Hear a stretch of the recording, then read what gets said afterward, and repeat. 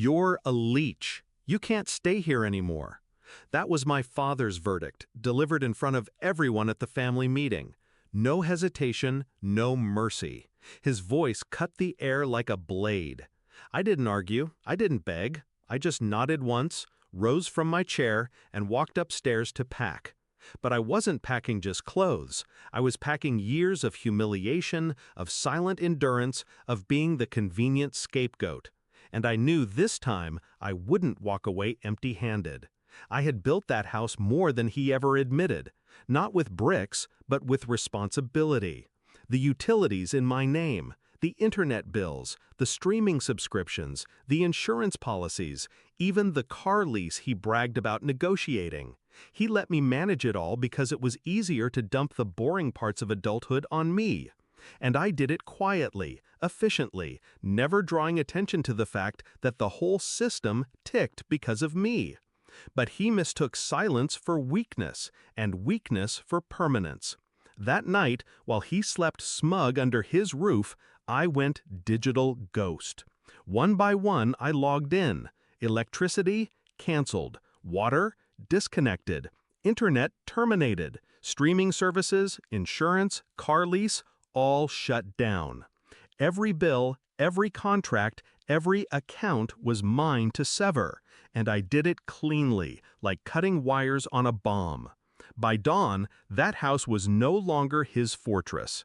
It was a shell.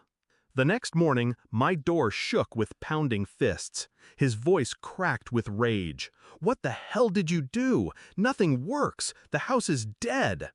I opened the door just wide enough to meet his eyes. Calm, cold. "I stopped leeching," I said. Flashback, I was 14 when he first called me a burden. He'd just bought himself a new watch, and when I asked for school supplies, he snarled, "You cost too much. Be grateful I even let you live here." I carried that line for years, tucked deep, unspoken. But I never forgot. So when he called me a leech at the family meeting, it wasn't a new wound. It was just the final one. His screams escalated outside my apartment. Threats, insults, promises that I'd regret this. But I didn't flinch. I knew the truth he was just beginning to taste. His control had never been his. It had been mine, hidden in plain sight, paper trails signed in my name. He thought I was disposable. He never realized I was structural. Days passed, and I heard the fallout through whispers. The fridge spoiled when the power cut.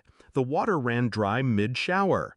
His car got towed when the lease collapsed. And the internet, his precious daily addiction, vanished into nothing. Every comfort he took for granted had my fingerprints on it. And when I pulled back, his empire crumbled. Did he ever apologize? No. Men like him don't bend. They break. But now, when he sees me, there's no smugness, no laugh, just a flicker of something he can't mask. Fear. Because he knows I'm capable of disappearing his world with nothing more than a few keystrokes. People ask if I felt guilty, if revenge rotted me from the inside. But I don't call it revenge. I call it balance. He stripped me of dignity in front of the family.